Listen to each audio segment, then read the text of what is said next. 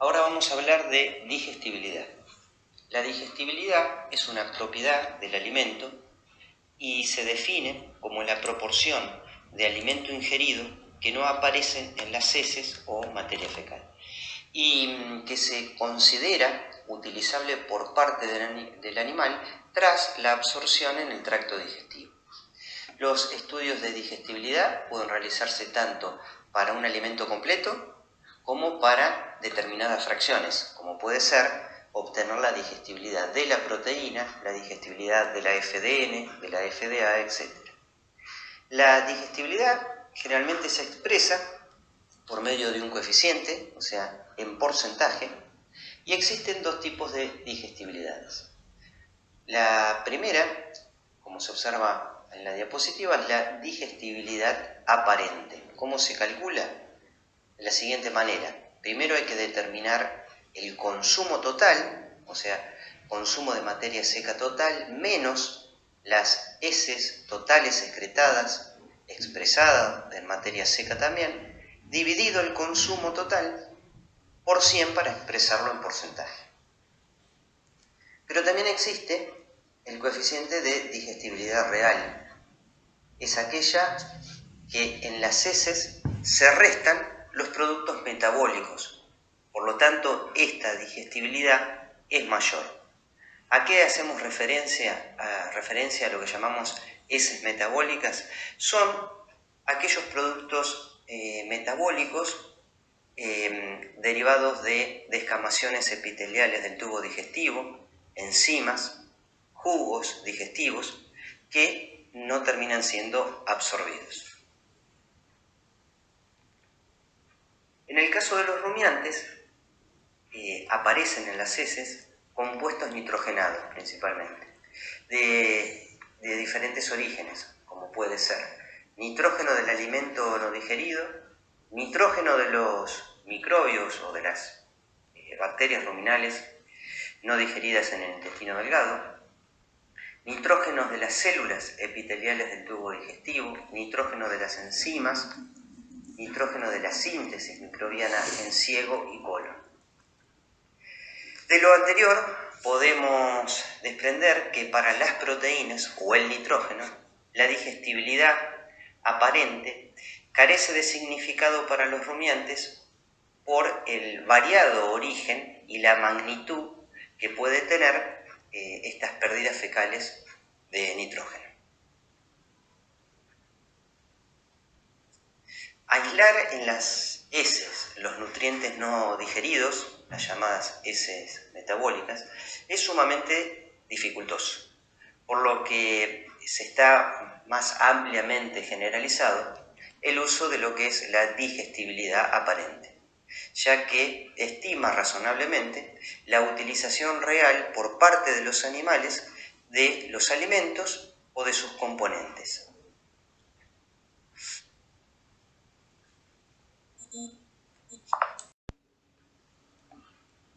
Interpretación de los coeficientes de digestibilidad. Cuando la digestibilidad de esos alimentos que utilicemos estén alrededor del 68% o más, podríamos decir que es una digestibilidad alta, sin ningún tipo de limitantes para el consumo ni para el funcionamiento ruminal. Cuando la digestibilidad se encuentra entre el 60 y el 68%, podríamos decir que es una digestibilidad media. Puede comenzar a haber algún tipo de limitante en el consumo, pero acá dependerá de otros factores, de otros parámetros, como puede ser el porcentaje de proteína, el porcentaje de FDN o de lignina de ese alimento consumido. Cuando las digestibilidades se encuentran entre el 60% y el 52%, ya la podemos caracterizar como una digestibilidad baja, donde empieza a haber límites en la producción, o sea, empieza a haber límites al consumo, por ende, límites en la producción. Por lo que podríamos decir que eso se ve o repercute principalmente, por ejemplo, en litros de leche, en ganancias diarias de peso vivo. Entonces, podríamos decir que esa digestibilidad es baja y empezamos a tener algunos inconvenientes. Y por último, si el alimento que vamos a utilizar tiene digestibilidades por debajo del 50%, ya podríamos decir que esa digestibilidad es muy baja. Podría ser, un ejemplo de esto, un heno de campo natural confeccionado en un estado reproductivo de esa planta muy avanzado, y tendríamos una limitante al consumo, y el destino de ese tipo de alimentos con estas digestibilidades estarían destinados para animales en mantenimiento. ¿Cómo se determina la digestibilidad? Hay dos maneras de determinarla. Una es con animales in vivo o si no in vitro. La digestibilidad in vivo es aquella que se determina con animales, se determina la cantidad de alimento ingerido y se recolecta la excreción total de las heces, correspondiente al alimento en estudio. Se realiza con varios animales, debido a que estos, aunque sean de la misma especie, edad o sexo, presentan diferencias en su comportamiento ingestivo. Además, se debe hacer repeticiones para poder reducir de esa manera errores en las determinaciones. Se puede observar en las fotos de la diapositiva cómo en rumiantes, en este caso en pequeños rumiantes, por ejemplo en cabras, cómo se puede determinar la digestibilidad. Y para este caso se utilizan bolsas recolectoras con un sistema de arnés de sostén. Los animales además se colocan en jaulas o boxes individuales para poder ahí determinar también el consumo del alimento que queremos medir su digestibilidad. En todos los casos es esencial que la materia fecal que se junte sea representativo de los restos no ingeridos del alimento o de la dieta que se está evaluando. El tiempo necesario para que el alimento atraviese todo el tracto digestivo es variable de acuerdo a la especie.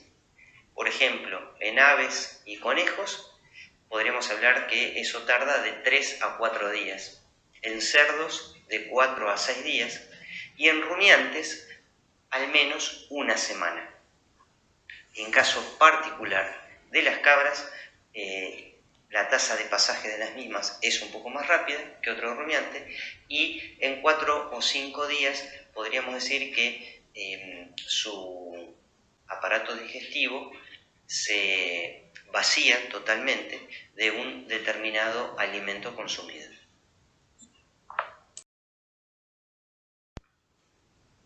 El otro método para determinar la digestibilidad es el método in vitro. Mediante técnicas químico-biológicas permiten estimar la digestibilidad de un alimento o dieta sin la necesidad de recurrir a laboriosos y costosos ensayos con animales. La técnica se llama Tilly-Terry, es la más difundida en rumiantes y consta de 2 etapas. La primera consiste en incubar por 48 horas la muestra de un alimento seco en líquido ruminal en condiciones anaeróbicas con un pH de 6,9 y a una temperatura de 38 grados. Esta etapa simula la fermentación ruminal que sufriría el alimento en el rumen propiamente dicho. La segunda etapa consiste en una digestión durante 48 horas con una enzima, una pepsina y ácido clorhídrico. Esta etapa simula la digestión, expresa la fracción indigestible de ese alimento. Existen otros métodos enzimáticos que simulan los procesos de la digestión, los cuales son utilizados como estimadores de la digestibilidad de un alimento y se utilizan tanto para especies rumiantes como no rumiantes. Factores que afectan la digestibilidad. Comenzaremos por efecto animal. Las diferentes especies animales digieren los mismos nutrientes con distinta eficiencia. Por ejemplo, las especies monogástricas son más eficientes que los rumiantes. Por lo cual no es válido extrapolar los resultados de una especie a la otra. En relación al efecto de la composición del alimento y de la ración, la digestibilidad de un alimento está estrechamente relacionada a su composición química. Los alimentos que varían poco de una partida a la otra, por ejemplo los granos, presentan pocas variaciones en su digestibilidad. En cambio los forrajes, ya sea frescos o conservados, la digestibilidad es más variable. Y eso se debe a que, por ejemplo, una planta en estado reproductivo disminuye el contenido celular, aumenta la pared celular con mayor grado de lignificación y eso provoca una menor digestibilidad. En relación al efecto del nivel del consumo, podemos decir que a mayor consumo la digestibilidad resulta menor. Y esto se debe a que aumenta la tasa de pasaje de ese alimento por el tracto digestivo, lo cual proporciona menos tiempo para la digestión y la absorción. En rumiantes, por ejemplo, si de un nivel de consumo de mantenimiento pasamos a uno que sea 2 veces mayor al del mantenimiento, vemos que la digestibilidad puede caer de 1 a 3 unidades porcentuales. Obviamente dependiendo del tipo de alimento también. En cambio, en especies no rumiantes, el efecto depresor del consumo sobre la digestibilidad es de escasa magnitud. ¿Cómo afecta el procesamiento de los alimentos? La molienda de los granos o semillas no suele mejorar la digestibilidad en los animales que mastican intensamente los alimentos, como pueden ser los ovinos. En cambio, en bovinos, la molienda o el aplastamiento del grano mejora la digestibilidad. En los no rumiantes también resulta necesaria la molienda de los granos para que sea más digestible. Aquellos que escapan a la masticación pueden excretarse sin digerir debido a que la cubierta de estos granos resiste a la acción de las enzimas digestivas. Contrario a los granos, tenemos el caso de los forrajes. Los forrajes son masticados por los rumiantes lo suficiente como para ser degradados, permitiendo de esa manera la penetración de los jugos digestivos. En los senos, por ejemplo, una molienda muy fina suele reducir la digestibilidad porque aumentaría la velocidad de pasaje del mismo. Ahora vamos a explicar en esta gráfica que se observa en la diapositiva si relacionamos el consumo de materia seca, la digestibilidad y el contenido de FDN de dos tipos de henos, constituido uno por alfalfa y el otro un heno de campo natural. Si observamos en la gráfica, la columna roja está representando el consumo expresado en gramos por día. Este es un ensayo realizado en cabras.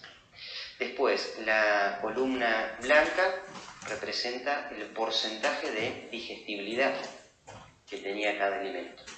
Y la columna gris está representando el porcentaje de FDN o de fibra que cada heno obtuvo luego de un análisis. Lo que se puede observar claramente como a medida que aumentó el contenido de FDN de ese alimento, baja la digestibilidad y por ende bajó el consumo. Como podemos ver, la alfalfa tiene una calidad mucho mayor, con un 68% de digestibilidad, 53% de FDN, y esos animales consumieron algo más de 1 kilo por día de materia seca. Mientras que esos mismos animales, cuando comieron heno de campo natural, con las características antes mencionadas, podemos observar que comieron aproximadamente 700 gramos por día, porque su digestibilidad era muy baja, alrededor del 39%, con un alto contenido de FDN. Los dos factores más importantes en el consumo de animales en pastoreo son la calidad y la cantidad de forraje disponible. Eso ya lo habíamos explicado en la clase de consumo. Pero bueno, ¿qué pasa ahora cuando esos animales que están en pastoreo son suplementados con algún tipo de concentrado energético, por ejemplo? Y ahí van a aparecer dos efectos, un efecto de adición o de sustitución. Si la calidad del forraje pastoreado es insuficiente, es de mala calidad, vamos a tener un efecto aditivo. O sea, cuando incorporamos un grano de maíz, por ejemplo, sobre una base de una calidad forrajera mala, vamos a ver que aumenta la materia seca consumida. Cuando la calidad y la cantidad del forraje pastoreado es buena, es alta, vamos a observar un efecto de sustitución. ¿Qué significa? Que va a dejar de comer una parte de forraje para consumir el concentrado que estamos dando como suplemento.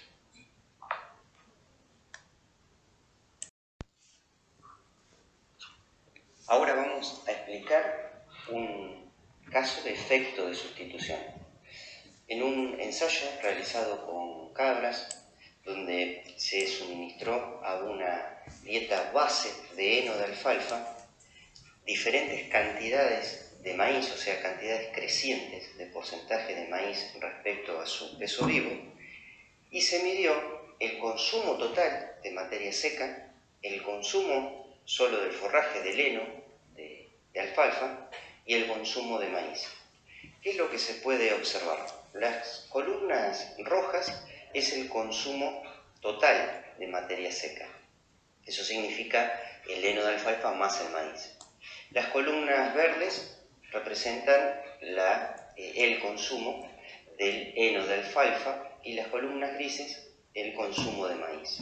Por lo tanto, ¿qué se puede observar?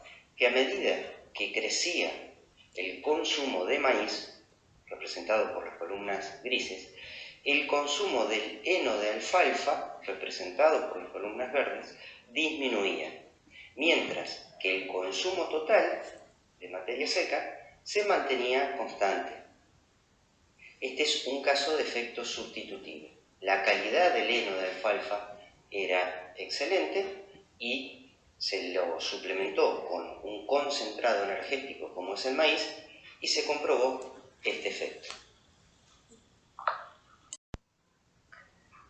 Vamos a explicar un efecto de adición, también un ensayo realizado con cabras, donde la diferencia que tiene con el ensayo anterior es que se cambia la calidad del heno utilizado. En este caso, en vez de usar un heno de alfalfa, como en el ensayo anterior, acá se utilizó un heno de campo natural bastante lignificado. ¿Y en qué consistió el ensayo? Bueno, la base de la alimentación era el heno de campo natural y se suministraban cantidades crecientes de maíz, o sea, cantidades de maíz respecto a su peso vivo, en un porcentaje respecto a su peso vivo, como lo indica acá la gráfica. Entonces, ¿qué observamos en esta situación? Que a medida que aumentaba la cantidad de maíz consumido, la cantidad de heno se mantuvo constante, pero aumentó el consumo total de materia seca. Este es un efecto de adición. Este es un efecto que permite aumentar el consumo porque estamos mejorando a través de la suplementación energética la calidad del heno utilizado en este ensayo.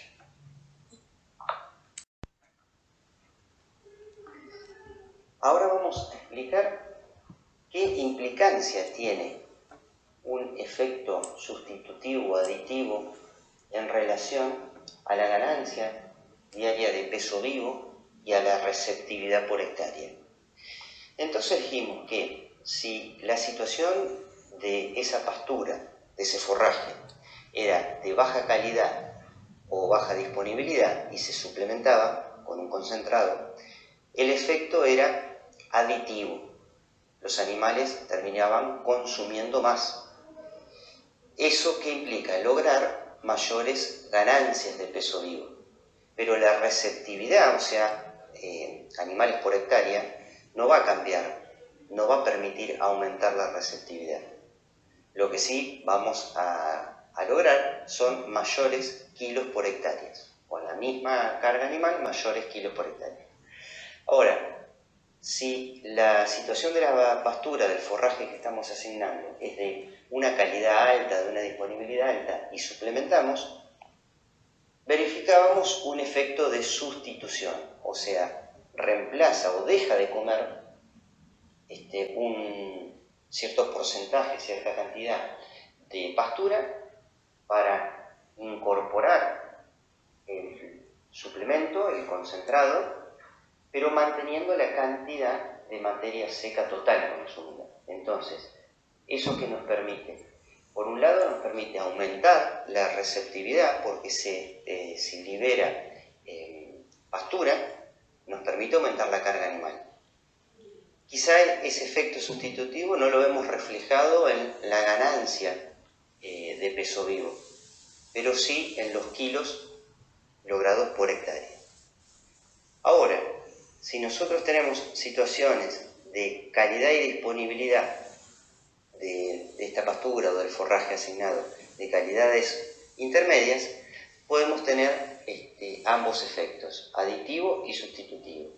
Y en ese caso vamos a ver que la ganancia de peso vivo aumenta, la receptividad del campo también, y por ende los kilos por hectárea producidos también se elevan.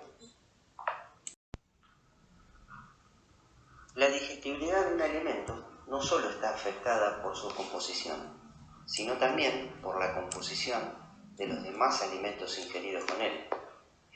Existen efectos asociativos que pueden potenciar o inhibir la digestibilidad que posea cada uno de los alimentos por separado, por lo cual la digestibilidad no puede calcularse como un promedio de la digestibilidad de cada uno de los componentes. Para eso vamos a explicar estos efectos asociativos con un ensayo realizado en cabras, donde lo que se quiso comprobar es el efecto de cantidades crecientes de maíz entero en la digestibilidad total de la materia seca, como también de la fracción fibra. Para esto se realizó, mejor dicho, un ensayo donde se asignaron 4 dietas. La primera, representada acá con la letra D0, que es aquella dieta que es solo alfalfa, la dieta D1, donde es alfalfa, o sea, heno de alfalfa más el 0,5% del peso vivo de esos animales de maíz entero, la dieta D2, heno de alfalfa más 1% del peso vivo con maíz entero, y la dieta D3, la que se le asignaba la mayor cantidad de maíz entero, que es 1,5% del peso vivo. Entonces, ¿qué se midió? Se midió la digestibilidad total aparente de la materia seca, representada por esta sigla, DTAMS, digestibilidad total aparente de la materia seca, y también la digestibilidad se midió de la FDA, representada con la sigla acá en el cuadro, por DTA-FDA. Eso significa digestibilidad total aparente de la FDA. Bueno, entonces, ¿qué pasó cuando aumentaba la cantidad de maíz consumida? Podíamos ver que en relación a la digestibilidad total aparente de la materia seca, a mayor cantidad de maíz, mayor digestibilidad total. Eso se debe a que al incorporar mayor maíz en la dieta, la fracción de hidrato de carbono de reserva, como es el almidón, es mucho más digestible que la celulosa que está aportando el heno de alfalfa. Entonces, a mayor cantidad de maíz, la digestibilidad total aumentó. Pero vamos a ver qué pasó en la fracción fibra, más específicamente en la FDA. A medida que aumentaba la cantidad de maíz entero, disminuía la digestibilidad de la FDA, a tal punto que si vemos la dieta D3, se registró la menor digestibilidad de la FDA. ¿Y qué es lo que explica esta menor digestibilidad? Para eso medimos el pH ruminal, utilizamos animales fistulados para obtener el líquido ruminal y medir su pH. Y lo que se observó que a lo largo de 24 horas, midiendo el pH cada 2 horas, se observó que el pH disminuía por debajo de 6, acá está representado con una línea roja, que lo consideramos como el pH umbral, por el cual, por debajo de ese pH, lo que está ya probado y estudiado, que por debajo de esos pHs se ve afectado el desarrollo de las bacterias celulolíticas y potencia el desarrollo de las amilolíticas. Entonces, al verse afectado el desarrollo de las celulolíticas, obviamente la digestibilidad de la fracción fibra va a disminuir.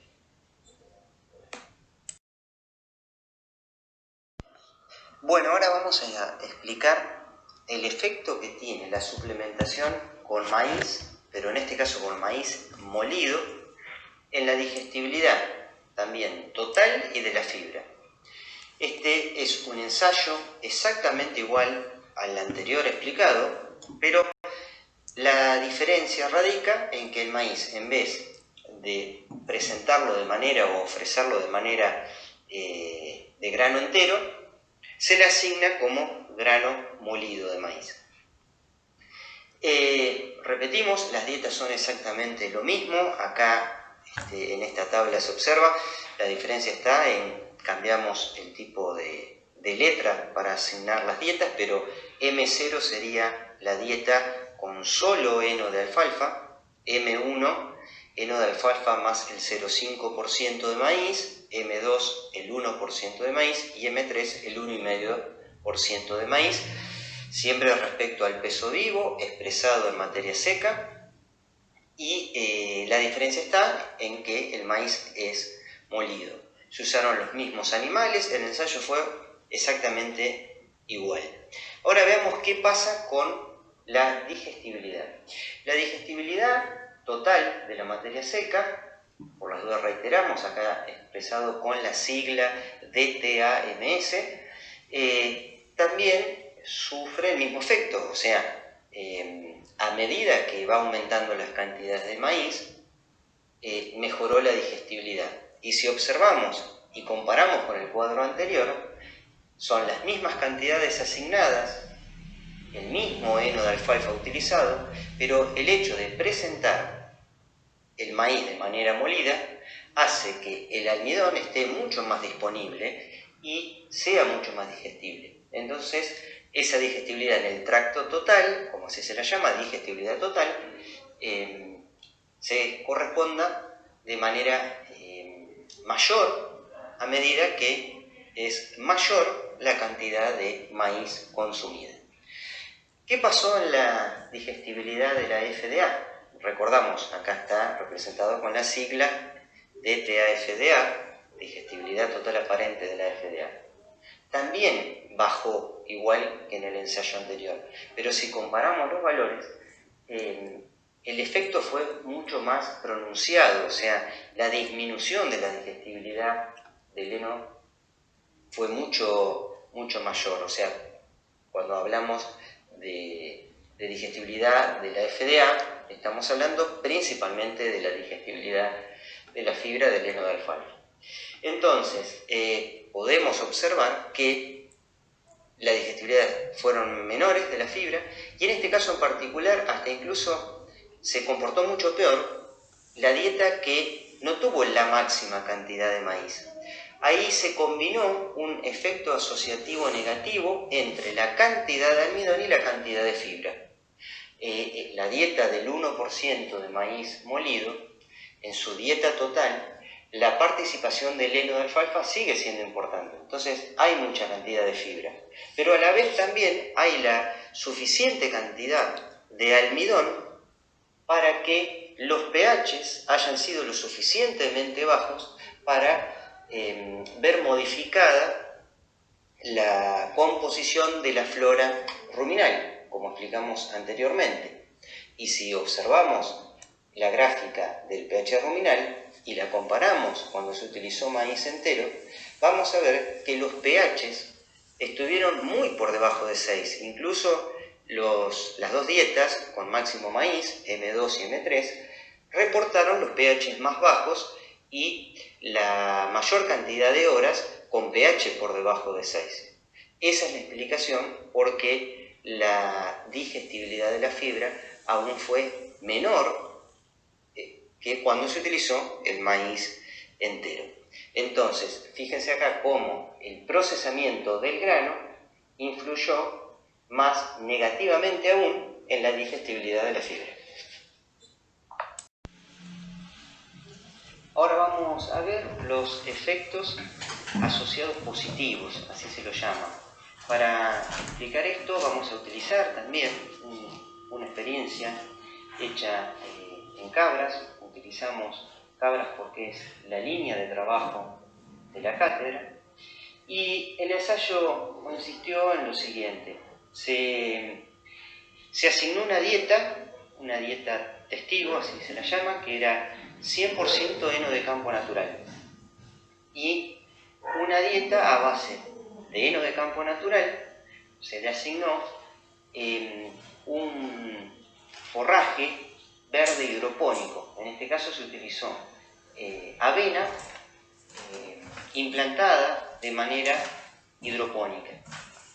Independientemente del método utilizado para la obtención de la avena, lo importante es que se está aportando a esa dieta, a través de este forraje verde hidropónico, un alimento de una gran digestibilidad y con mayor aporte proteico y mayor aporte energético que el que se le estaría asignando a través del heno de campo natural.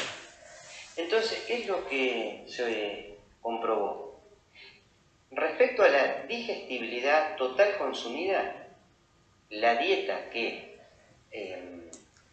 asignamos con el heno de campo natural más el forraje verde hidropónico arrojó valores de 60-62%, como se observa en la figura de arriba, en la gráfica de arriba de la diapositiva.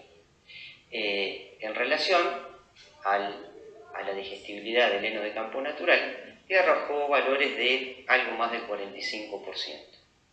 Pero bien, ahora vamos a ver de qué manera mejoró la digestibilidad de esta dieta, la incorporación de la avena hidropónica.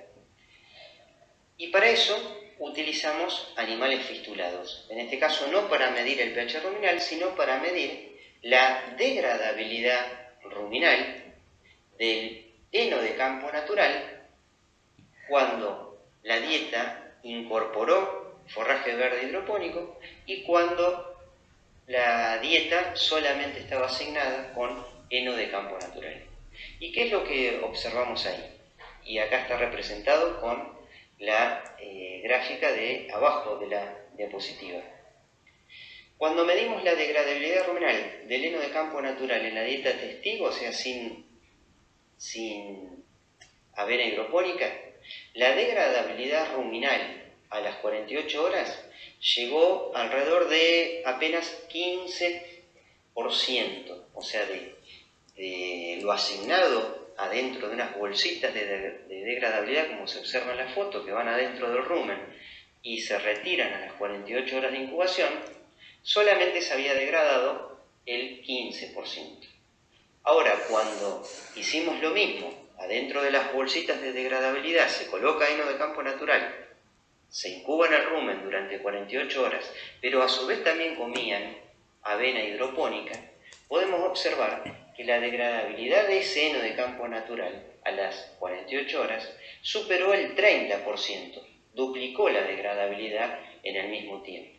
¿Y a qué se debe esto? Se debe a que en la dieta se está aportando a través del forraje verde hidropónico en este caso, pero también se podría aportar con algún otro tipo de suplemento, se aporta proteína y energía suficiente para mejorar el desarrollo de las bacterias celulolíticas. Entonces, hay mayor producción de bacterias celulolíticas, por ende va a haber una mayor degradabilidad del forraje en esta situación.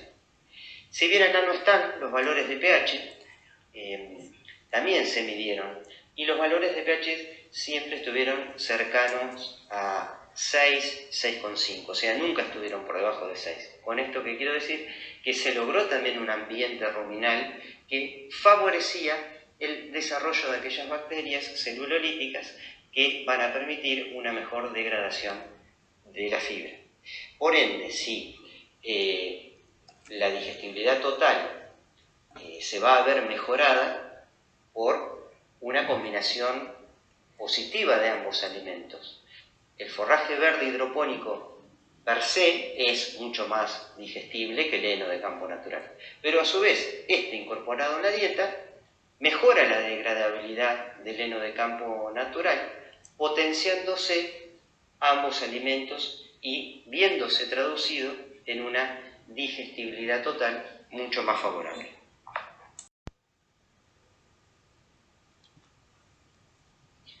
Bien, entonces para finalizar y hacer un poco a modo de resumen de estos últimos ensayos experimentales explicados, donde relacionábamos la digestión de la fibra con el pH ruminal y el balance energético proteico, podríamos decir que la principal función del rumen es degradar la fibra en esas dietas asignadas. Y eso se daba en condiciones de un pH óptimo que esté siempre alrededor de 6, 6,5, 6,7. Ese es el pH óptimo donde podemos obtener la mayor degradación de la fibra. Ahora, ¿qué pasaba cuando incorporábamos hidratos de carbonos no estructurales a las dietas?